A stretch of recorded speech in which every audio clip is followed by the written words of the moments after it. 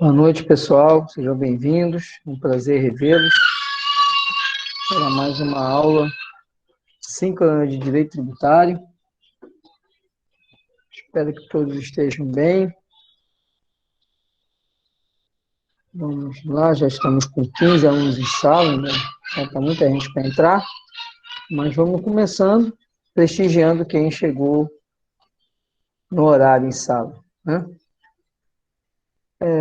Queria só repassar com vocês o estudo de caso. Primeiro, parabenizar a turma, mais de 40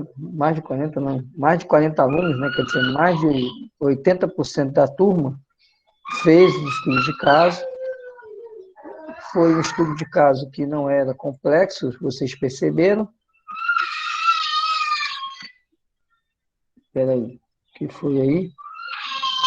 Sem áudio? Lucas, pois é, aqui já a Maria já disse, a Maria lá está normal, Lucas, o Marlon também. Tá, jóia. Tá bom. Antes que sai que deve resolver. Bom, então, em relação ao estudo de caso, como eu disse, a maior parte da turma respondeu, e eu vou aqui só repassar o estudo de caso com vocês, para esclarecer algum ponto que tenha ficado em aberto, né? Alguns esquecendo de falar do princípio do paralelismo das formas, outros deixaram de mencionar o artigo 97, inciso 1º do Código Tributário, mas, no geral, não houve erro de questão, houve só alguma ausência ali de uma fundamentação, outros responderam muito bem, aprofundaram bastante o estudo de caso. Então, meus parabéns aí à turma aí. Vamos lá, o estudo de caso dizia o seguinte: em 2016 foi criada uma taxa de fiscalização por meio de lei municipal. Em 2020, diante da proximidade do pleito eleitoral, o prefeito resolve extinguir a taxa como forma de ganhar popularidade. Você, na qualidade de procurador do município, recebeu a minuta do decreto para apresentar parecer jurídico ao prefeito. Qual seria seu parecer? Discorra fundamentadamente. Vocês já perceberam ali que eu até já postei a minha resposta padrão, tá? Para todo mundo, né? Então, quem verificar ali... Não, Bruno, não vai ter problema nenhum, tá? É bom você depois dar uma olhada, e se quiser até fazer e postar, ele ainda permite postagem, viu? Mas isso não vai alterar, assim, a finalidade do estudo de caso é uma etapa do aprendizado, tá bom, Bruno? Então, você não tem nenhum prejuízo, inclusive está disponibilizado, então você vai poder abrir, vai poder verificar, né, qual era o estudo de caso, e depois pode fazer. Inclusive, todo o conteúdo ele está na plataforma, tá bom, Bruno? Então, você tem lá as videoaulas e tem as aulas síncronas também, que é essas aulas igual a essa. Então, todas as aulas que a gente fez, só a primeira que eu até gravei, mas eu não postei porque foi mais uma aula de orientação, de leitura de plano de estudo, né? Então, sugiro você pegar os planos de estudo que estão lá disponibilizados na plataforma, e você tem tanto as aulas síncronas, que são esses encontros, como tem as videoaulas, né? E ainda tem os slides que eu estou disponibilizando também, tá certo? Então, não vai haver nenhum prejuízo para você, e o fato de você não ter realizado também os estudos de caso não afeta em nada. É bom você fazer depois para fixar o seu aprendizado, tá bom? Quando você for estudar a matéria da primeira semana, vai e faz o estudo de caso da primeira semana para ajudar a fixar o conteúdo, tá bom?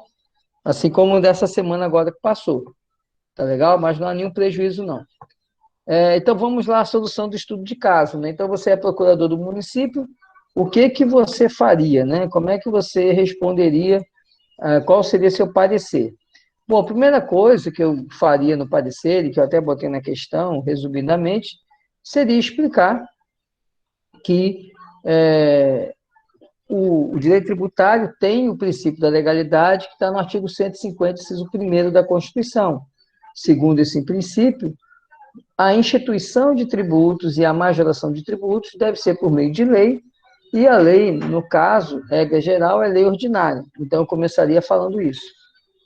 No caso específico, em que se pretende a revogação da taxa, se pretende a extinção da taxa, né, embora não seja instituição nem majoração, né, em razão do princípio do paralelismo das formas, que em matéria tributária está contemplado lá no artigo 150, parágrafo 6º da Constituição, e também especificamente no artigo 97, inciso 1º do Código Tributário, porque lá fala que a extinção tem que ser por meio de lei. Então, em razão tanto do princípio do paralelismo das formas, como do artigo 97, inciso 1º do Código Tributário, a extinção da taxa deve ser por meio de lei, não sendo decreto meio normativo, instrumento normativo adequado para a extinção. Então, né, o seu parecer seria contrário ao uso do decreto, porque ele não seria um instrumento adequado e recomendaria, né, orientaria que, salvo melhor juízo, né, parecer se usa muito isso, né, salvo melhor juízo, o adequado seria encaminhar um projeto de lei à Câmara para com a proposta de revogação da taxa, tá bom? Então, essa seria a resposta. Né?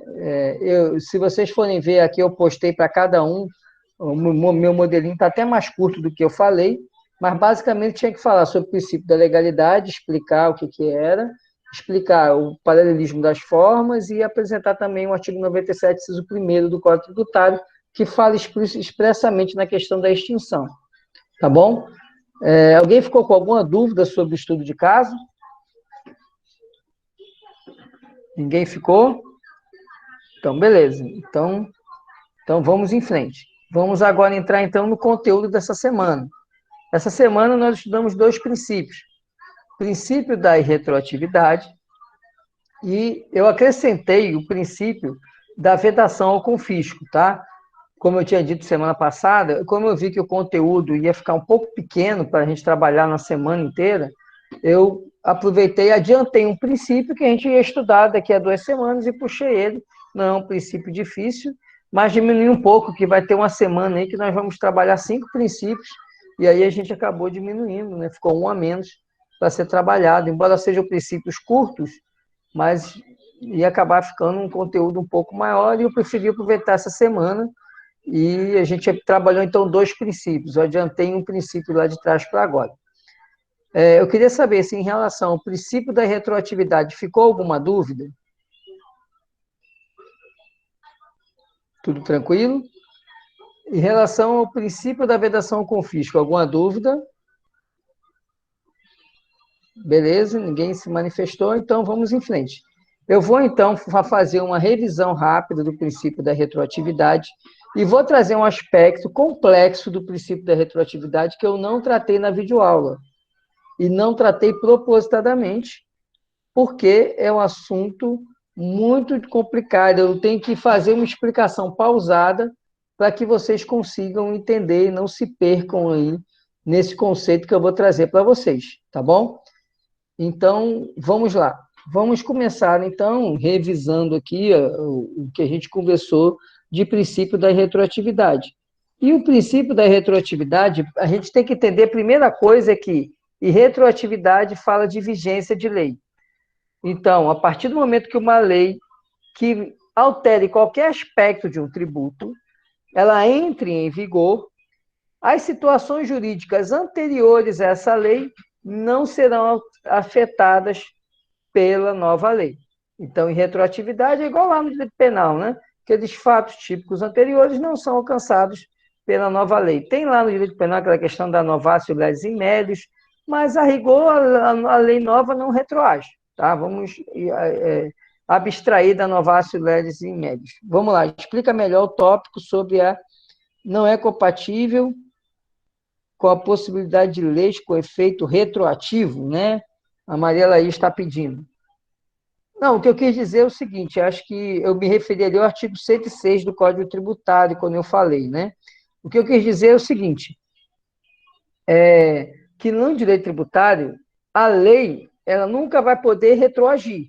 Então, se, por exemplo, vamos imaginar um tributo, a alíquota do tributo, ou seja, o percentual que ele vai incidir sobre determinado valor, é de 10%. Se hoje vem uma lei alterando esse percentual para 11%, não pode atingir os fatos anteriores. Isso vale também se for para reduzir. Digamos que a alíquota era de 10%, reduziu para 5%. Vai poder atingir para trás? Não. Né? Então, a lei não vai ter efeito retroativo. Eu acho que você quis falar da lei interpretativa, acho que é isso, né, Maria Laís? Que é o artigo 106 do Código Tributário, não é? Pronto, lei interpretativa. Por quê? Porque eu falei sobre... Existe uma exceção, que eu até botei no slide, que até a doutrina diz que não é bem exceção. Por que que não é bem exceção? Então, vocês entenderam que a regra é a seguinte: entrou em vigor a lei, aquela lei só vai atingir as situações jurídicas a partir da vigência dela. Tranquilo isso? Nas leis, lá no artigo 106 fala que a lei meramente interpretativa, ela retroage para excluir a penalidade. Então, o artigo 106, ele permite a retroatividade da lei, mas sempre em benefício do contribuinte e só em relação à penalidade. E aí a gente precisa lembrar que penalidade não é tributo. Então, por isso que esse artigo 106 ele é uma exceção que não é bem exceção. Porque o que fala o artigo 150, inciso 3º, a linha A da Constituição? Que a lei que trate de tributos, então veja, está falando de tributo, então não é penalidade, ela não retroagirá para atingir os fatos geradores anteriores à sua vigência. É isso que ele fala lá, isso que ela fala. O artigo 106 lá do Código Tributário, que a gente vai estudar lá na unidade 4, tá? Então fiquem tranquilos, que a gente vai aprofundar esse artigo. É só para vocês entenderem esse efeito no tempo, né? A possibilidade de retroagir para a penalidade. Então, o que acontece? Quando a lei for meramente interpretativa, o que é uma lei meramente interpretativa? É uma lei que vem esclarecer um aspecto da norma que não estava sabendo como ser, não era sabido como aplicar, havia muita divergência. É a chamada interpretação autêntica, né, lá em hermenêutica, que a gente estuda, né, interpretação autêntica é aquela que vem do próprio legislador, porque é o legislador dizendo como a lei ela tem que ser entendida. Ele faz a lei e depois ele explica como é para entender aquela lei, interpretação autêntica. Então, a lei interpretativa é quando o próprio legislador diz, ó, em relação a esse instituto jurídico, ele vai ser aplicado da forma A, B, C e D. Essa lei retroativa, o artigo 106, inciso 1º, fala que ela vai retroagir para excluir penalidade, ou seja, aquela pessoa que estava em dúvida como aplicar a lei, ela não vai poder mais, ela não vai ser mais cobrada daquela multa, porque ela infringiu a lei, mas era uma lei nebulosa, uma lei duvidosa, veio uma lei interpretativa e ela retroage. Isso em matéria tributária, tá, gente? É muito raro a gente ter lei interpretativa, tá? Tem um caso, acho que é uma lei complementar de 2001 ou 2013, eu não lembro o ano agora, que ela interpretou o artigo 150, parágrafo 4º do Código Tributário. Inclusive, ela fala, né? Ela fala expressamente que ela interpreta o artigo 150, mas depois o STJ entendeu que ela não era interpretativa, era uma lei de cunho material que alterava, na verdade, a acepção do artigo 150, parágrafo 4º. Depois eu posso até tentar achar o número dessa lei. Uma lei complementar, ali 2001, 2003, por aí, ela veio interpretar o artigo 150, parágrafo 4º do Código Tributário. Mas é muito raro. Então, essa lei interpretativa, por exemplo, ela teria efeito retroativo, mas só para excluir penalidade. Então, quem tinha tomado alguma penalidade por conta daquele dispositivo que foi interpretado, a multa seria excluída. E o inciso 2º fala, quando o ato não for definitivamente julgado, e a nova lei, ela extinguir a penalidade, né, ela acabar com a penalidade, ou ela considerar aquele ato não mais irregular, ou então quando ela reduzir penalidade, ela retroage. Percebe que nesse artigo 106, ele só fala de penalidade, e o que retroage, ou é para excluir ou para reduzir penalidade. Então, por isso que a doutrina, alguns doutrinadores entendem que ela não é uma exceção ao princípio da irretroatividade. Por quê? Porque retroatividade fala de tributo, e multa, apesar de ser multa tributária, não é tributo. Tá certo? Esclareceu aí, Maria Laís? Beleza? Já entendeu? Então, vamos em frente. Mais alguém com alguma dúvida sobre o princípio da irretroatividade? E nem ficou ainda, por enquanto, ninguém tem dúvida da vedação com fisco, né? Eu posso complicar um pouco a vida de vocês? Posso, né? não tem graça, né? Se ficar muito fácil, vocês vão falar, mas tributário é fácil demais. Então, a gente vai complicar um pouco a vida de vocês. Eu quero tratar de um assunto que eu não... Pronto, tem uma pergunta da Isabelle. Tributo confiscatório e tributo com efeito de confisco são sinônimos? Eles são usados dois termos, mas não... como é que eu vou dizer? Porque quando você fala em confisco, você fala em sanção, tá?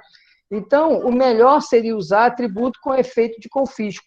Alguns doutrinadores, Isabela, entendem que a Constituição ela poderia, ao invés de ela falar com efeito de confisco, colocar logo, né, tributo confiscatório. Só que confisco ele tem característica de penalidade, de sanção, de punição. Então, por isso que preferiu-se utilizar na redação da Constituição o termo com efeito de confisco, tá? Para não confundir com o conceito técnico de tributo. Tá bom? Mas, na verdade, esses termos são sinônimos, sim. Os doutrinadores, ora falam em tributo confiscatório e ora com efeito de confisco. Ora fala vedação ou confisco, ou vedação ou tributo com efeito de confisco. Tá? Então, eles são sinônimos, sim. A diferença técnica seria que confisca, ou seja, confiscatório seria uma penalidade. Então, o tributo não pode ser penalidade, então, por isso que entende-se que usar a palavra tributo confiscatório não seria adequado, e sim tributo com efeito de confisco. Porque o confisco é uma sanção que existe, né? Como na aula eu falei, né?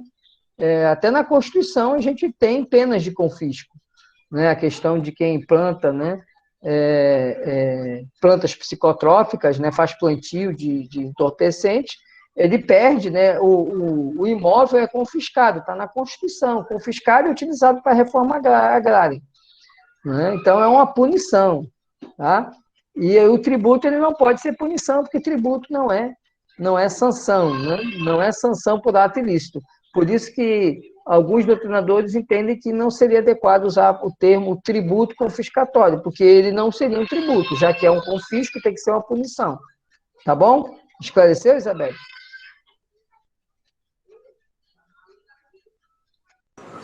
Professor, diga, Rivoélia, diga aí. no caso, tipo, se eu pago um tributo e aparece uma nova lei aumentando, não vai se aplicar a mim, no caso do Não, porque assim, qual que é a referência para a incidência da lei tributária? A referência é o que se chama fato gerador. O que é fato gerador?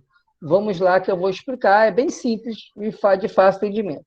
Para você ter o nascimento de uma cobrança de um tributo, que é o chamado crédito tributário, existem alguns passos que são necessários. O primeiro passo que é necessário é existir uma lei dizendo que aquele tributo pode ser cobrado. Então, nessa lei que cria o tributo, vai existir o que se chama hipótese de incidência. O que é hipótese de incidência? São as situações que a lei vai dizer, olha, se você tiver um carro, você vai pagar o imposto. Né? Então, que imposto? IPVA. Então, isso é uma hipótese de incidência, ter a propriedade de um veículo automotor. Basta ter a lei já vai resolver para cobrar o tributo? Não, se eu não tiver o carro, não vou ter que pagar o tributo. É preciso que eu faça algo no mundo jurídico, daqui a pouco eu chego lá, Maria, e já te respondo, tá? É preciso que eu faça algo no mundo jurídico para que eu tenha que pagar aquele imposto, que só está na lei. Enquanto está na lei, está no abstrato, certo? Então, o que acontece? Eu compro um carro, posso ser proprietário. Quando chega o dia 1º de janeiro de cada ano, todo dia 1º de janeiro surge o quê? A lei vai dizer, no dia 1º de janeiro ocorre o fato gerador do IPVA, ou seja, quem tem carro nesse dia, ele vai ser contribuinte e vai pagar o IPVA. Então, juntou ali o fenômeno jurídico propriedade com a lei que diz que quem tem carro tem que pagar imposto. Quando há essa junção, se chama fato gerador. O que o princípio da irretroatividade fala? Fala que não pode a lei, a partir da sua vigência, ela só pode atingir o que? Os fatos geradores a partir da vigência dela, não pode atingir o fato gerador aqui para trás. Significando o quê, Rivara, nessa pergunta que você me fez?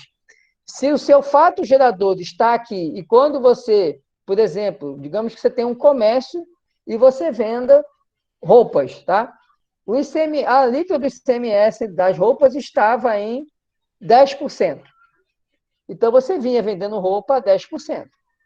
Surge uma lei nova, hoje, dia 3 de setembro, entra em vigor uma lei dizendo o seguinte: a partir de agora, a alíquota das roupas passa para 9%, ou seja, baixou. E eu estou usando a baixou justamente para não confundir com o que a gente vai estudar semana que vem, que é a anterioridade. Então, abaixou. O que acontece? A roupa que você vendeu ontem, você vai poder tributar a 9%? Não, porque essa lei só vai valer a partir de quando? De hoje que ela entrou em vigor. Então, a roupa que você vende hoje, você vai vender com ICMS de 9%. A de ontem, o ICMS era 10%. Por quê? Porque essa nova lei, e aí pouco importa que ela aumente, que ela diminui, a lei tributária, a lei que regule tributo e qualquer aspecto de tributo, ela só pode atingir fatos geradores a partir da sua vigência. São só o que vai acontecer a partir de hoje, o que acontece hoje, o que vai acontecer a partir de hoje, vai estar sujeito a essa alíquota de 9%. E o que aconteceu antes? Vai estar com a alíquota de 10%. Percebeu, Rivaela? Deu para esclarecer? Professor, Deu. Sim. Marlon, eu vou te pedir para segurar só um pouco. É sobre a pergunta da Rivoélia? Se não, tem uma pergunta aqui na frente. isso. Sim. Tá, então vai, pergunte aí. Se tem conexão com a última. Uhum. Essa questão que o senhor falou aí se relaciona com a segurança jurídica, é isso? Até o que eu botei no slide. Ele tem duas finalidades, o princípio da retroatividade.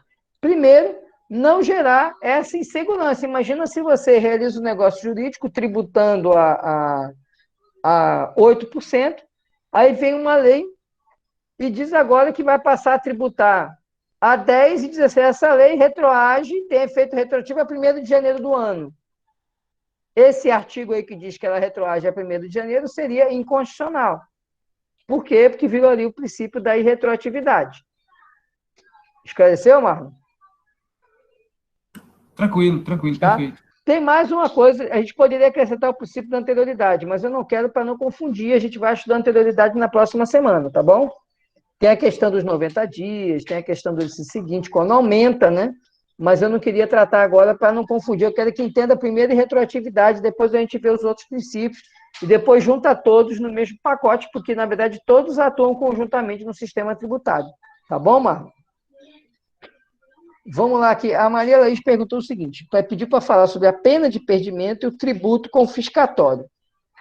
Tributo confiscatório, Maria Laís, é o que eu falei, tem o mesmo sentido de tributo com efeito de confisco.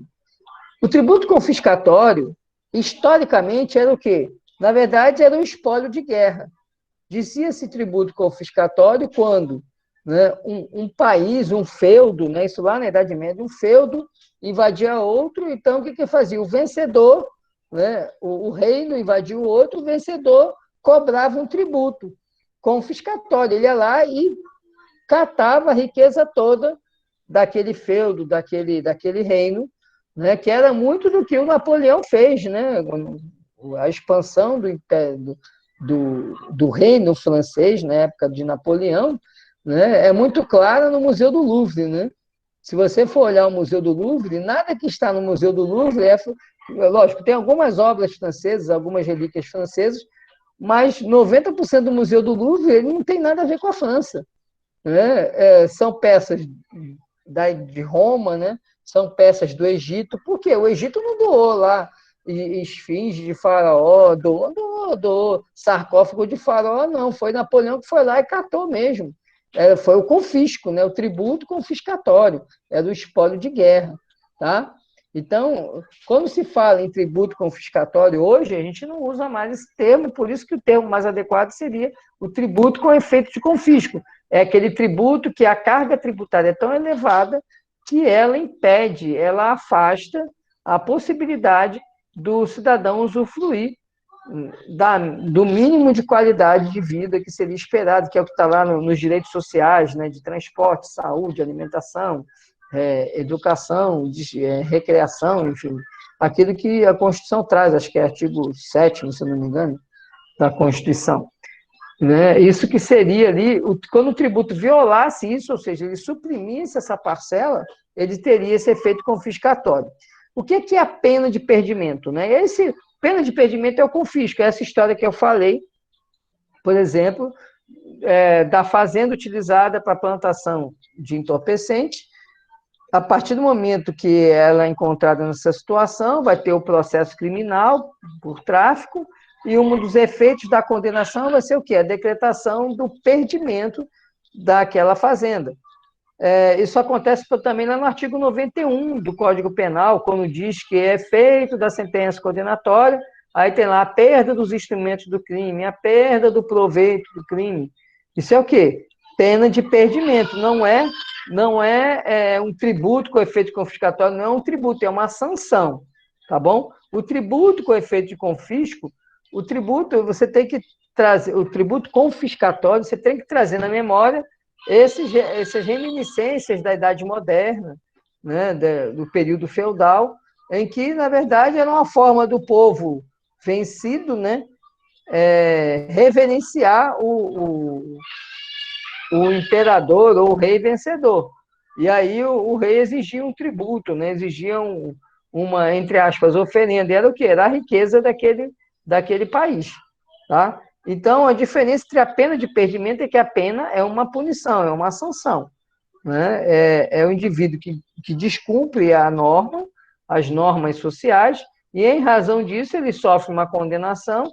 Um dos itens da condenação é a perda de determinados bens. E um desses bens, por exemplo, é o instrumento do crime, o proveito do crime, no caso do tráfico, né? Tudo aquilo que for proveniente do tráfico, ele perde automóvel, caso que for, né? A perda dos instrumentos, né? Equipamentos, a perda da fazenda, como eu disse, né? onde ocorre plantação, tá bom? Então, essa que seria a diferença entre a pena de perdimento, tá certo? Beleza, Maria Laís. Mais alguém? Senão eu queria tocar num assunto, né, que é um assunto mais complexo do nosso princípio da irretroatividade. Ficou claro que não tem exceção ao princípio da irretroatividade, né? Mas existe um ponto polêmico no princípio da retroatividade, que é uma súmula do Supremo, que eu preciso conversar com vocês, tá? Para eu discutir essa súmula do Supremo, eu preciso fazer um caminho para chegar na súmula, tá? Para vocês entenderem. Então, para começar, eu preciso falar para vocês entenderem o que é fato gerador, não é? É aquela situação jurídica que se adequa a uma situação que está na lei. Por que o nome é fato gerador? Porque ele vai gerar uma obrigação, que é a obrigação tributária.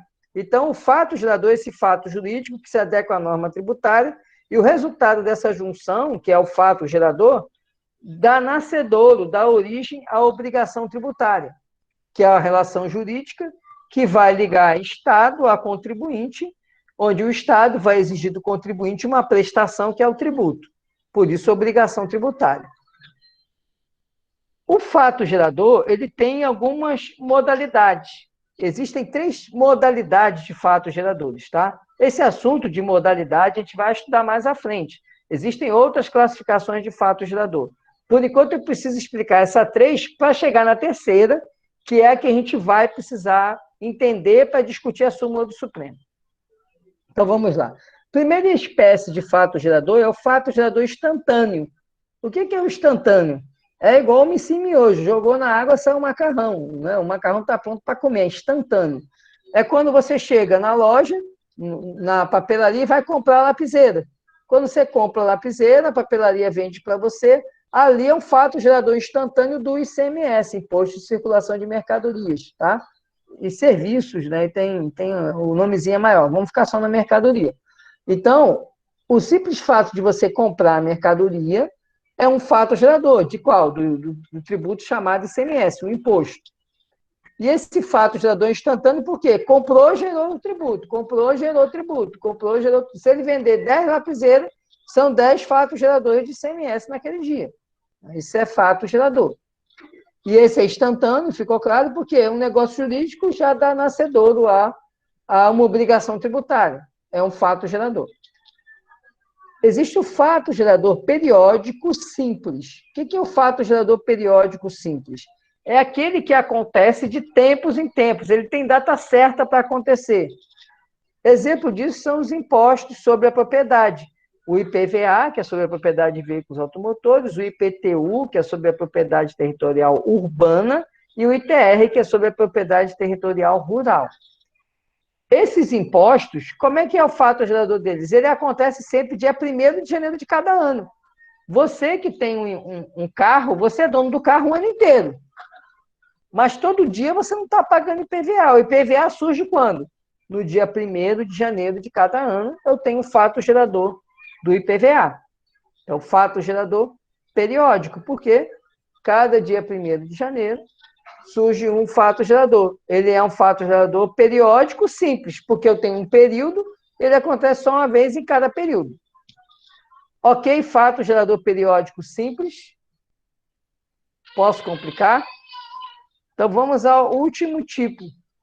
Fato gerador periódico complexo.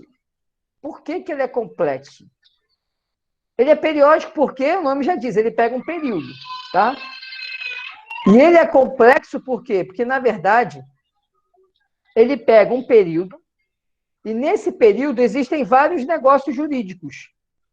E ele enxerga esse período, né, ele enxerga nesse período como um único fato gerador. Por isso que ele é um fato gerador periódico, porque ele pega um período, e complexo, porque ele vê um monte de negócio jurídico e considera um só. O exemplo disso é o imposto de renda. O imposto de renda, como é que é o imposto de renda? Você trabalha, né? Todo mês você recebe salário, você tem imposto de renda retido na fonte. Quando é que você declara o seu imposto de renda? É sempre no ano seguinte, não é isso? Relativo ao ano anterior, não é assim? O chamado ajuste, né? Então, o que acontece? Para fins de tributação, o que o Estado faz? O Estado é a União, né? Ele considera a sua renda o quê? Do ano inteiro, não é isso?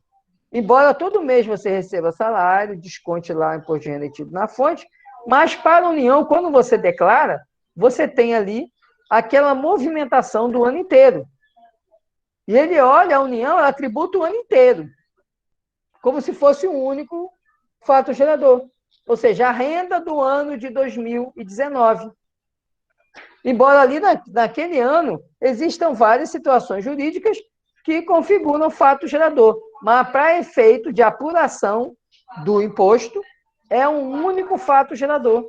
Ele olha aquilo de uma forma global, por isso fato gerador complexo. Até aí, ok? Entendendo que é fato gerador periódico complexo, periódico pega um período, e nesse período ele é complexo por quê? Porque ele olha como um só, mas naquele período existem vários negócios jurídicos que são fatos geradores. Mas o fisco, ele olha como um todo, ele olha tudo. Ele considera aquele todo um único fato gerador. Ok para esse conceito? Beleza, respirem fundo e agora vamos complicar a história, né? Lembra o exemplo que eu dei agora há pouco, né, do ICMS, que mudou a alíquota, era 10, mudou para 9, né? Vamos, um exemplo, quais são os exemplos de tributos que são eles possuem fatos geradores periódicos complexos ou complexivos? Imposto de renda, como eu falei, contribuição sobre o lucro líquido, são exemplos de tributos que o fato gerador é complexo ou complexivo. O que vai acontecer é o seguinte, vamos imaginar que no dia 1º de julho, ou seja, bem no meio do ano, mude a alíquota, digamos que o imposto de renda fosse uma alíquota só, tá? Para facilitar o raciocínio. A alíquota do imposto de renda era 20%. E aí, essa alíquota do imposto de renda mudou para 10%, caiu pela metade.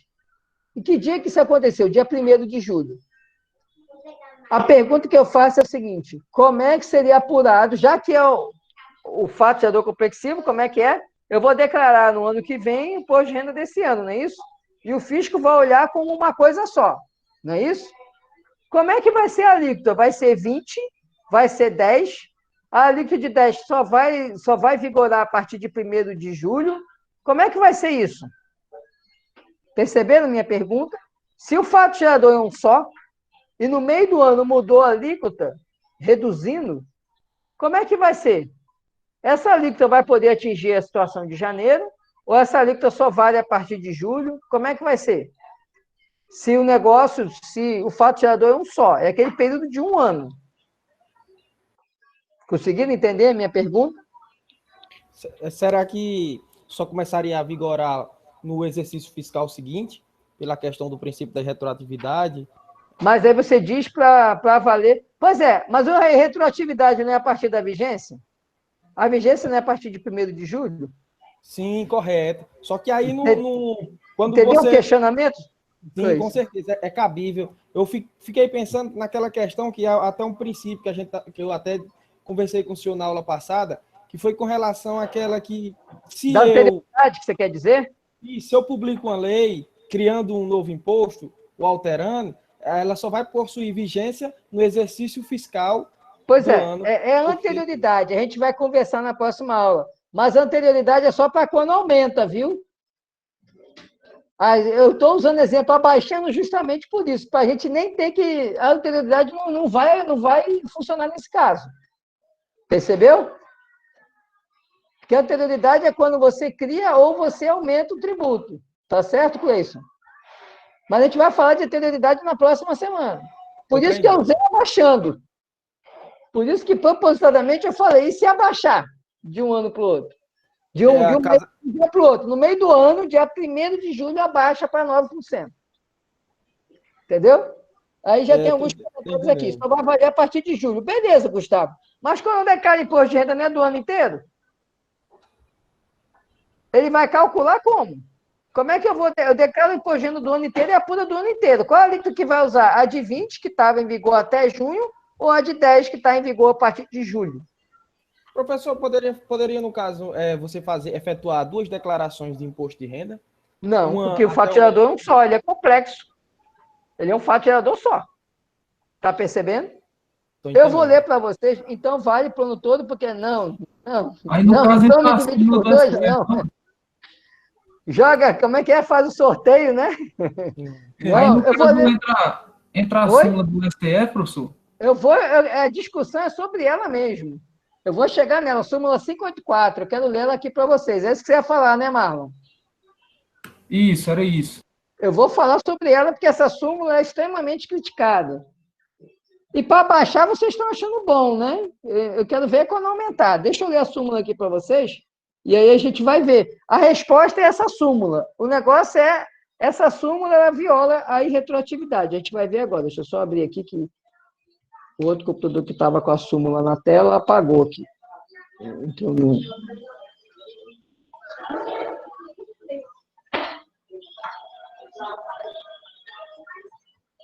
deixa eu chegar aqui na súmula. Pronto, a súmula 584 fala o seguinte, ó.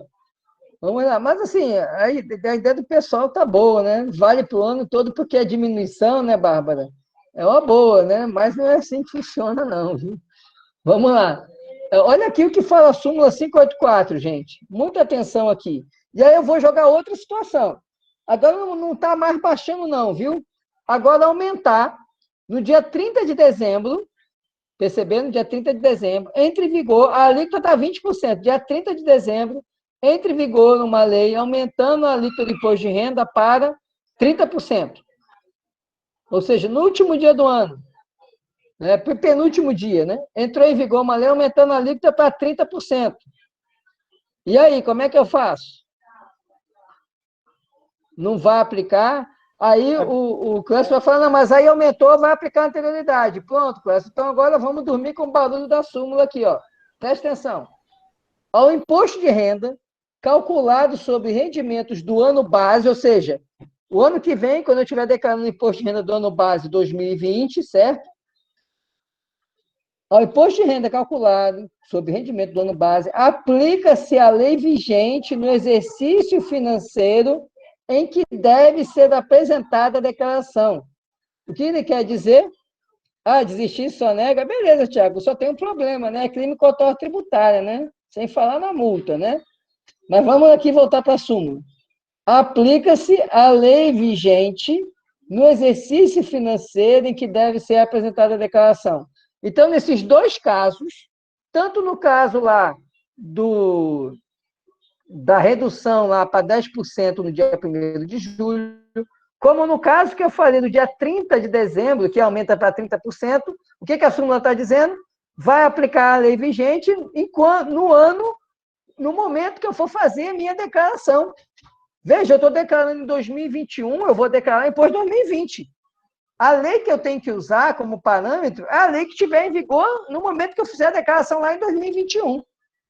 Resumindo, Cleiton, mesmo no caso do aumento, no caso da redução, aplicaria o 10%. Aí a gente está feliz, não está?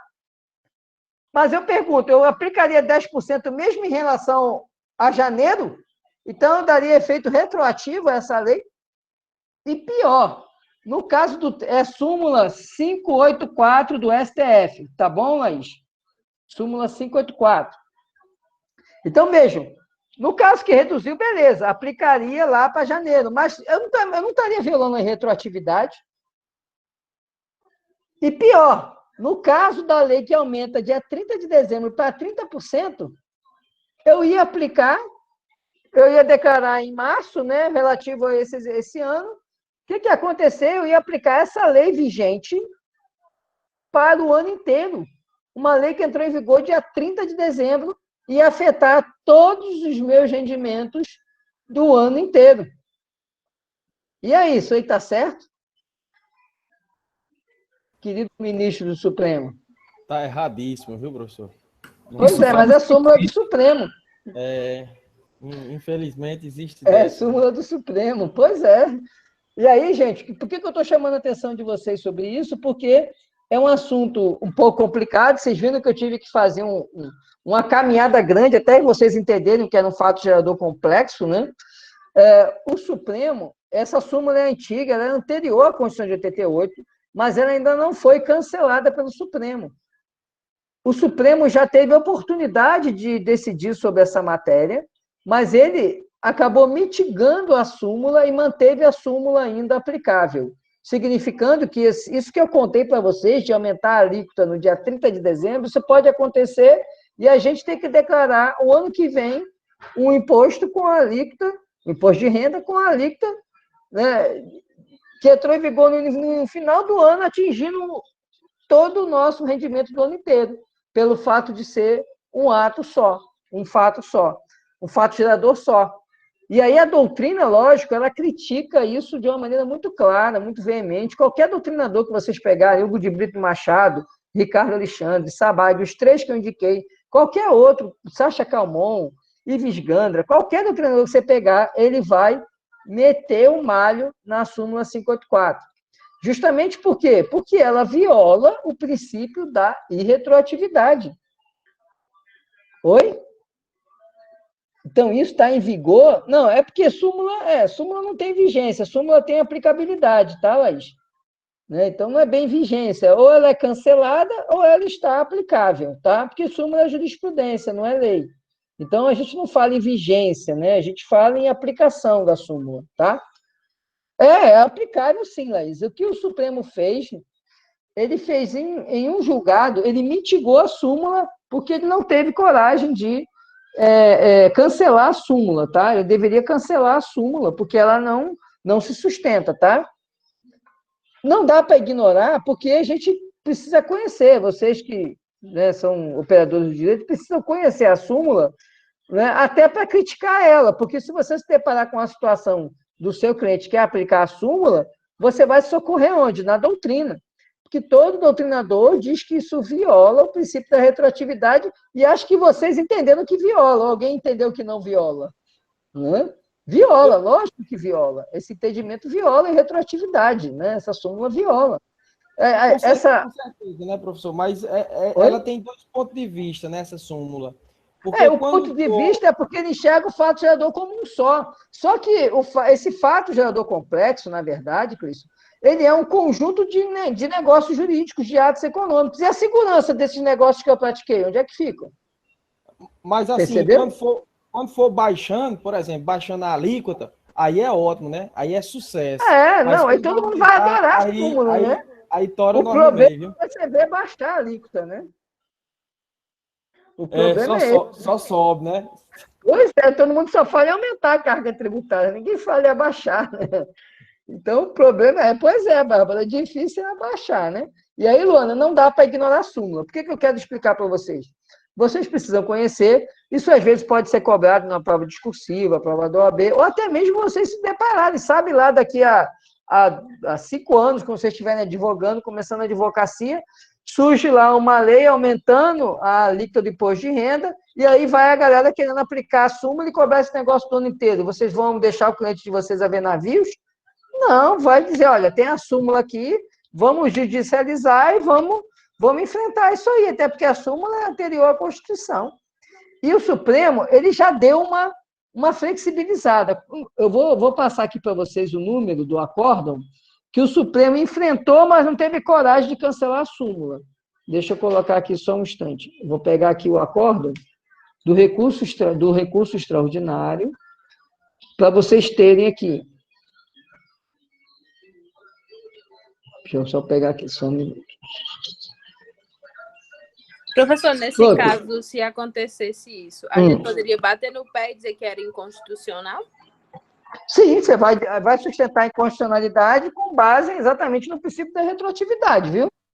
Uhum. Né? O argumento de vocês vai seguir essa linha, só que você não vai poder sustentar a invenção do Supremo, porque o Supremo ainda aplica a súmula. Tem um recurso extraordinário, que eu vou digitar o número aqui, recurso extraordinário, é o 183, 130. Esse recurso extraordinário que eu botei agora aqui no chat, tá?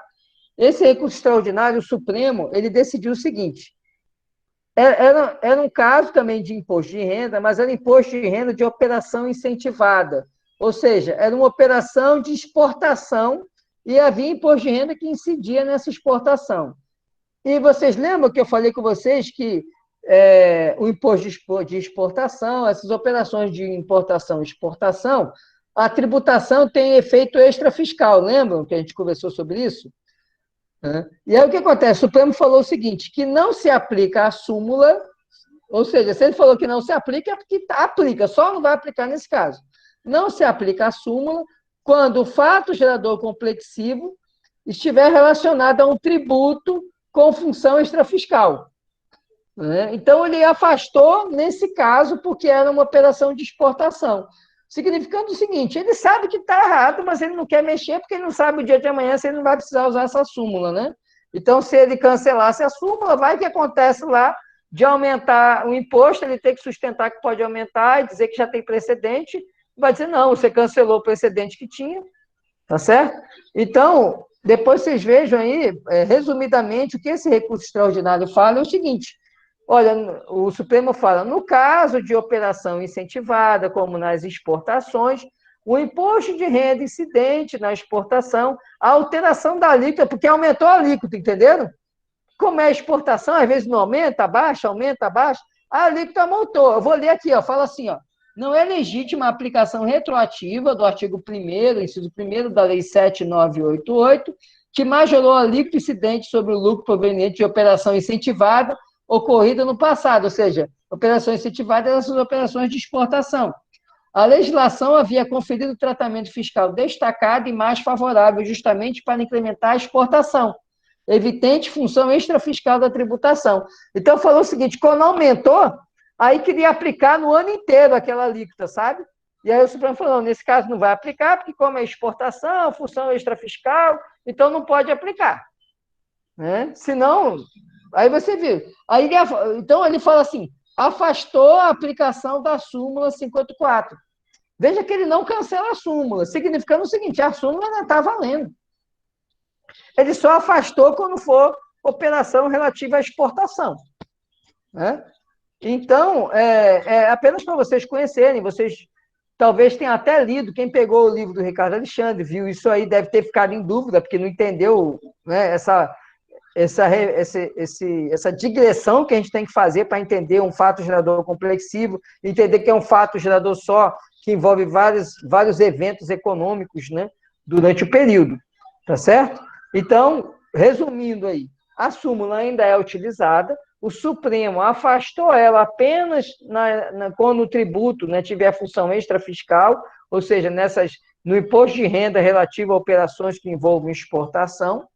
Então, ele entende que não aplica a súmula, então vai aplicar, na verdade, vai aplicar a alíquota de cada momento que aconteceu a exportação, ele desnatura ali o imposto de renda enquanto esse fato gerador complexo, e ele diz que não vai poder afetar aquele momento ali, aquele momento anterior. Então, ele afasta ali a incidência da súmula, mitigando, né? Da vigência vai ser a alíquota nova e antes da vigência a alíquota anterior, tá certo? E vocês saberem que na doutrina isso é pacífico, que a súmula não tem aplicabilidade porque ela viola flagrantemente o princípio da retroatividade, apesar do imposto de renda ser visto como um único fato gerador complexo. Mas, como eu tenho vários eventos econômicos, a função do princípio da retroatividade é preservar a segurança jurídica dos negócios que já foram firmados. Utilizar a súmula é causar insegurança jurídica, porque você só vai saber o que vai acontecer na hora que for declarar no outro ano. Que aí você vai descobrir qual é a lei que vai ser aplicada. Entendendo essa polêmica da súmula 584? Ou alguém não entendeu? Se não tiver entendido, a gente volta, porque eu sei que o tema é meio complexo mesmo, não é? Por isso que eu nem botei na videoaula, porque na videoaula a gente não poderia, depois de muita luta, entendeu? Que bom, pelo menos, né? Às vezes é na luta mesmo que a gente consegue, Laís, mas beleza. Tá certo? Então vamos em frente. Professor, só para ficar bem claro aqui, na prática não tem aplicabilidade, né? Ou ela tem? Ela tem. Se acontecer do dia 30 de dezembro desse ano aumentar a alíquota do imposto de renda, ela vai ser aplicável. A não ser que o Supremo mude o entendimento. Mas por esse entendimento aqui de 2015, 2014, que foi esse julgado aqui, que foi o último sobre essa matéria, não tem julgado mais recente do Supremo sobre essa matéria, foi a última vez que ele enfrentou essa questão da súmula 584. Então, por esse entendimento aqui, significa o seguinte: no frigir dos ovos, se aumentar, vai aplicar a lei vigente na data da declaração. Pouco importa quando essa lei tem entrado em vigor. Pode ser que ela tenha entrado no meio do ano, no final do ano, no ano seguinte vai aplicar a lei vigente na data da declaração. Entendeu, Gustavo? Para o ano anterior. Olha lá. Entendi. O que é retroatividade? A lei só vai afetar os fatos geradores a partir da vigência. E aí a lei vem lá, dia 30 de dezembro, aumenta, e eu vou usar essa lei para todo o ano. Para aquele negócio jurídico que eu fiz dia 10 de janeiro, vai ser aquela alíquota do dia 30 de dezembro. Entendeu qual é a questão? E o Supremo não cancelou a súmula. Ele teve uma grande oportunidade nesse momento, mas ele não cancelou. Pelo contrário, ele deu a entender, deixou claro com todas as letras, que essa súmula ainda é aplicável. Ela só afastou ali, no caso de operações incentivadas de exportação. Não sei, aí para frente, como eu falei, pode ser que daqui a 5 anos aconteça uma situação dessa, e eu acho que todo mundo tem que ingressar em juízo e forçar, né, uma posição diferente, até porque a composição do Supremo está sempre mudando, né, e aí vai mudando também, né, a forma de aplicar, e a gente torce para que um dia volte a ter um tributarista lá no Supremo, né? Atualmente não tem nenhum. Então, né, não sei se isso é bom ou ruim, mas o problema é que essa súmula aqui ela tinha que ter sido cancelada, tá bom? Porque realmente ela ofende a retroatividade. Ok? Podemos seguir em frente?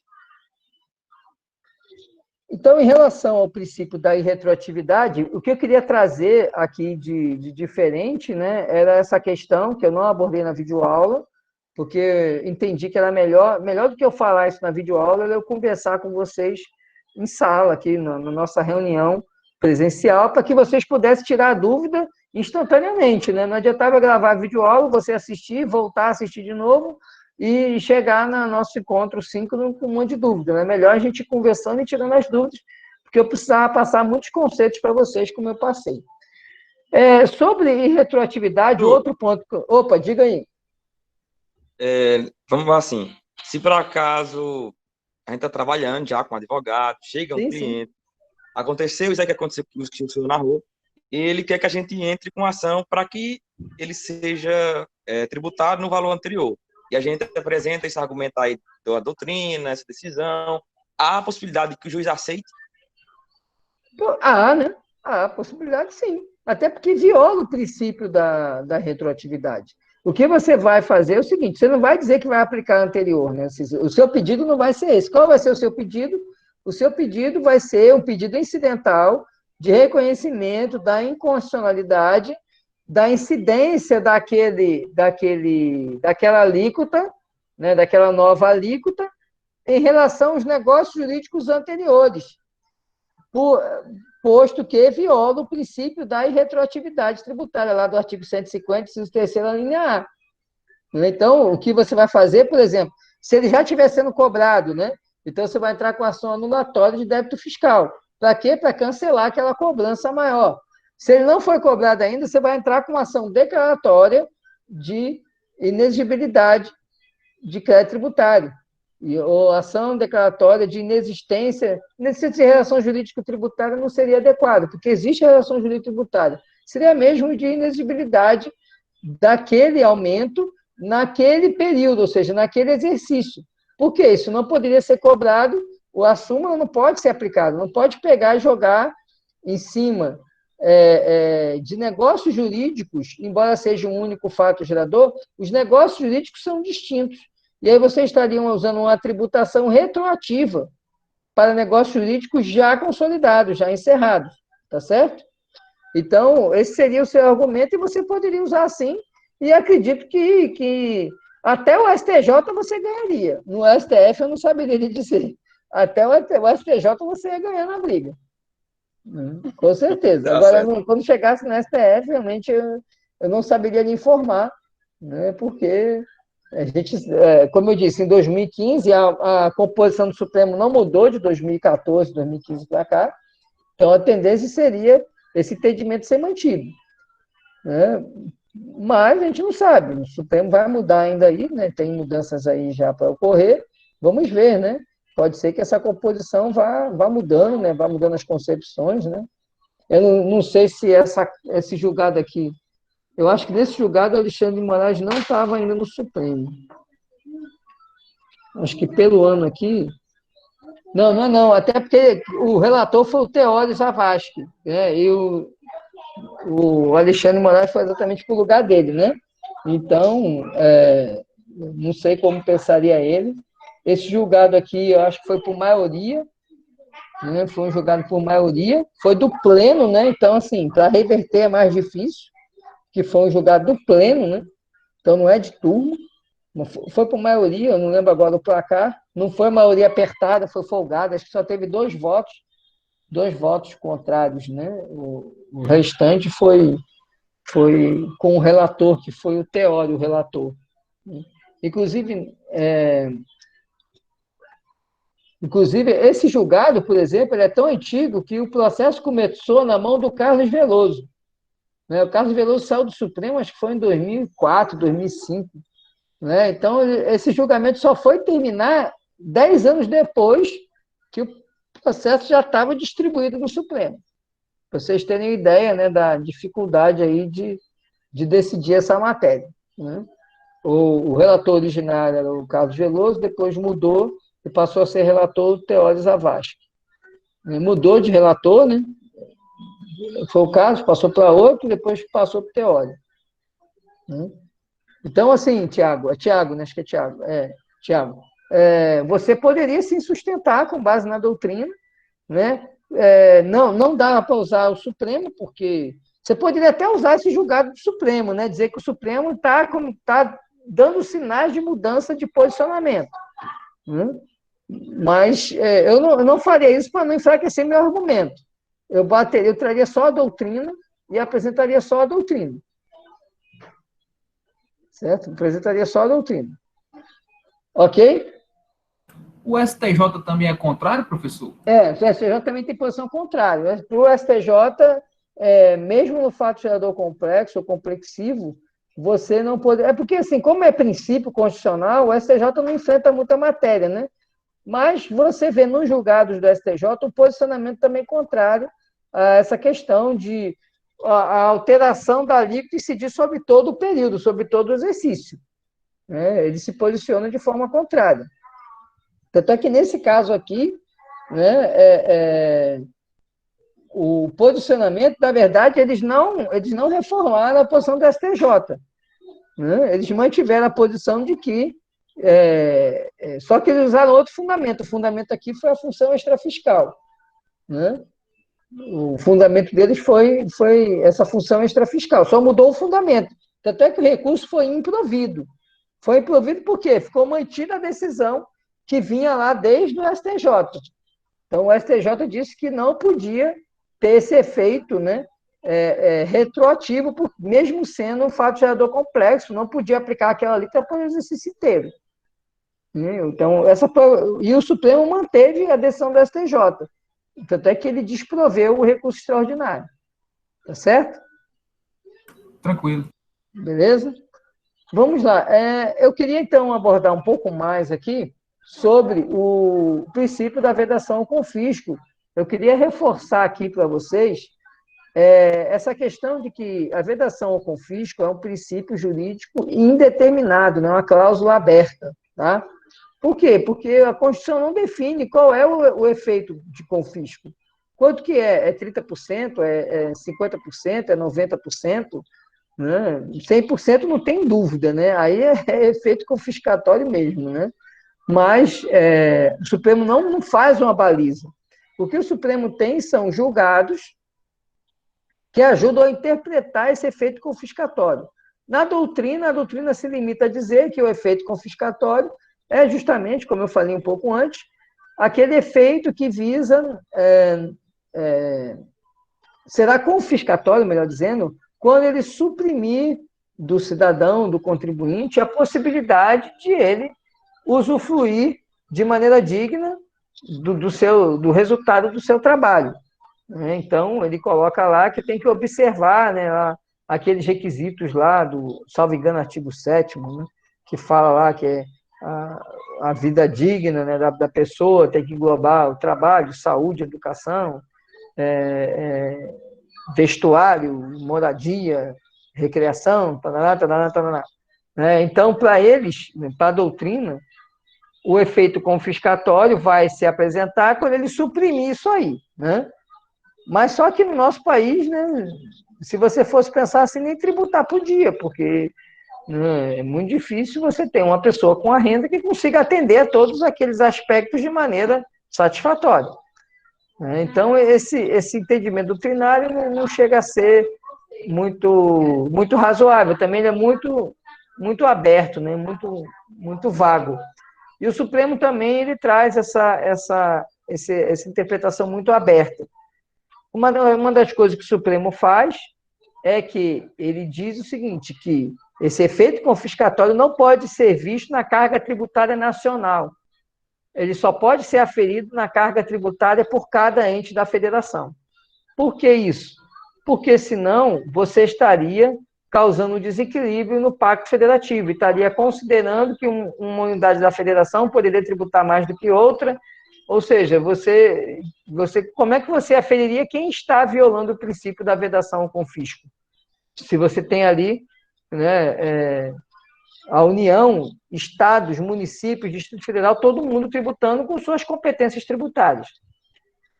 O Supremo ele traz algumas balizas, por exemplo, no caso da taxa, quando ele diz lá que, no caso da taxa, a taxa terá efeito confiscatório quando ela arrecadar mais do que é necessário para a execução do serviço, porque a taxa é um tributo vinculado a um serviço específico, ou um serviço relativo a um poder de fiscalização, né, o chamado poder de polícia, ou um serviço específico mesmo prestado ao contribuinte. E aí o Supremo diz o seguinte, olha, quando o valor desse serviço, global do serviço, for menor do que o arrecadado, significa o quê? Você está cobrando mais do que é necessário para pagar o serviço. Então, essa taxa, ela ostentará uma violação ao princípio da vedação ao confisco. Outro aspecto que ele traz é no caso das multas tributárias, embora a gente precise lembrar que multa não é tributo. Né? Multa não é tributo. Mas o Supremo, ele resolveu cotejar a questão da multa tributária, avaliando ela em relação ao valor do tributo. Então, ele entende que a multa tributária terá efeito confiscatório quando ela ultrapassa 100% do valor do tributo. Ou seja, se o tributo custa 1.000, a multa que eu vou pagar por violações às obrigações acessórias não pode passar de 1.000, porque o tributo aqui cobrado é 1.000. Senão, aí é um efeito confiscatório. Eu quero, né, seria utilizar ali uma penalidade tributária para arrecadar mais do que o valor do tributo que seria pago. Então, o Supremo sedimentou que na multa tributária, o valor da multa tributária não pode ultrapassar o valor de 100% do valor do tributo. Esse é outro aspecto do princípio da vedação ao confisco. Deixa eu ver aqui se eu estou esquecendo de mais alguma coisa. O que me ocorria aqui é essa questão da súmula 584, a gente já conversou.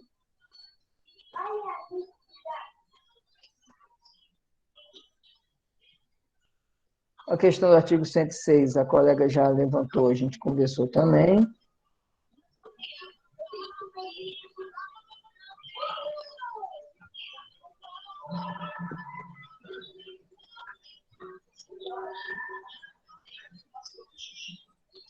Basicamente, sobre esses princípios, era isso que a gente tinha para conversar.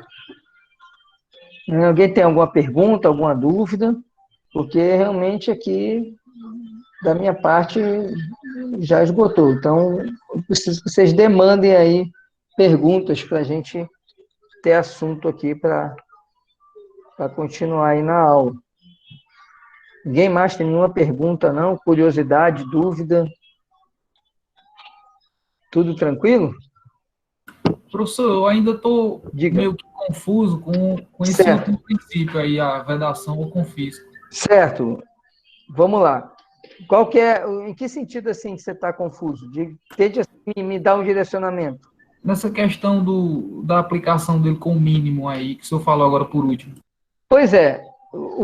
Como mínimo que você diz o quê? Você diz em relação à multa, é isso? A multa? Não, é o seguinte, é porque o Supremo estabeleceu o seguinte, que a multa que ultrapassar o valor do tributo, que normalmente, assim, quando alguém deixa de pagar um tributo, quando você deixa de pagar um tributo, você também está sujeito a uma penalidade, chamada multa de mora. E quando você descumpre outras obrigações da lei tributária, você está sujeito a outras penalidades. Não é? Então, você pode estar sujeito a outras penalidades. Então, por exemplo, vamos imaginar aqui, digamos que você é dono de uma empresa e você não emite o documento fiscal. Você vendeu a mercadoria sem emitir documento fiscal. Quando você vende a mercadoria, digamos que a mercadoria custasse R$1.000, ia ter ali 18% de ICMS, R$180 de imposto. Quando o fiscal encontrasse essa irregularidade, o que ele vai fazer? Ele vai lavrar um auto de infração, ou seja, ele vai apurar que você vendeu uma televisão, lá, uma mercadoria de R$1.000 sem emitir a nota. Então, ele vai pegar e falar, olha, essa mercadoria custa R$1.000, eu vou lhe cobrar R$180 de imposto. Como você não pagou esse imposto em dia, você está sujeito a uma multa de mora, não é? Porque você sonegou, então você tem que pagar a multa por não ter pago o imposto no momento que os outros pagaram. Então, a multa de mora, digamos, de 20%. Então, daria o quê? 20% em cima de 180, daria R$36. Aí vem lá, olha, você vai pagar ainda uma multa porque não emitiu nota fiscal. Aí, digamos que essa multa por não emitir nota fiscal seja 40% do valor do produto. Então, se o produto custou 1.000, essa multa vai ser quanto? 400. Não é isso? Percebe que o valor do tributo é 180? Ou seja, pagando uma multa de R$400, você vai estar pagando muito mais do que o imposto. Então, o Supremo disse, a multa não pode passar 100% do valor do imposto. Então, essa multa aqui, de 400, ela está uma multa que ela representa uma multa com efeito confiscatório. E aí o Supremo diz, ela só pode ser, no máximo, 100% do valor do imposto. Então, essa multa aqui, ela só pode ser quanto? R$180. É o valor máximo que uma multa tributária pode ter. Não quer dizer que ele não vai pagar os 20% de multa de mora, não. Ele vai ter lá os 36% da multa de mora, que é porque ele está pagando fora do prazo. Perceba que são situações diferentes, né? São multas por irregularidade diferentes, melhor dizendo. Mas o que o Supremo diz é o seguinte: a multa de uma irregularidade não pode passar o valor do imposto. Então, se o imposto custa 180, a multa, porque ele não emitiu nota fiscal, não pode ser mais do que R$ 180. Entendeu? Conseguiu esclarecer melhor aí, Marlon? Deu certo, perfeito, tranquilo. Não, beleza. Se não tivesse aí, a gente podia tentar mudar o exemplo. Tu tem que mudar o exemplo para a gente conseguir, né, visualizar melhor, tá bom? Mais alguém tem alguma pergunta, alguma coisa que gostaria de tirar dúvida? Bom, enquanto vocês vão pensando, antes de encerrar, só lembrando que semana que vem, gente, segunda-feira nós não temos aulas, é feriado, então não tem aula assíncrona. Então, para vocês terem tempo de assistir às videoaulas, o que eu fiz?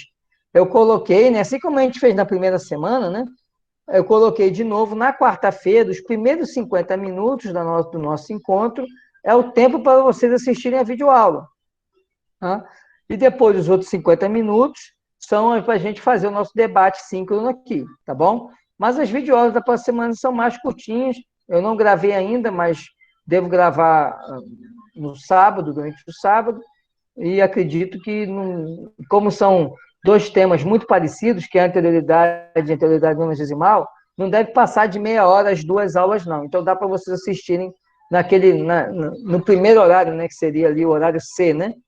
E aí depois a gente entra completando os outros 50 minutos do nosso debate para tirar as dúvidas, tá bom? E da mesma forma, na semana que vem, assim como quando a gente terminar a aula, eu já libero o estudo de caso também. Vocês podem fazer amanhã, durante o horário reservado para isso. Não é um estudo de caso complexo. Todos os estudos de caso vocês vão ver. Eu sempre vou colocar uma coisa que foi falada em sala. O objetivo aqui é a gente consolidar o assunto. Tá? Então, vocês vão fazer, vão gastar ali 10, 15 minutos. Então, nem se preocupem em passar muito tempo fazendo, não, em se preocupar de fazer logo, a não sei que queira, né? O pessoal que prefere trocar a noite pelo dia, vai e faz logo, né? Quem preferir dormir mais cedo, dorme tranquilo, amanhã durante a aula dá para fazer, que dá tempo tranquilo. Tá bom? Alguém tem alguma pergunta, alguma dúvida que queira trazer? Senão, aí, acho que a gente vai encerrar a aula, vai encerrar uma meia hora antes, mas realmente o assunto está encerrado, a gente não tem mais assunto para discutir sobre essa matéria, não é uma matéria complexa. Tudo tranquilo, gente? Então tá bom, eu vou só rodar, não saiam ainda, que eu vou rodar aqui a frequência, tá? Vou rodar aqui a frequência, gerar aqui o arquivo da frequência. E aí a gente finaliza. Só um minutinho.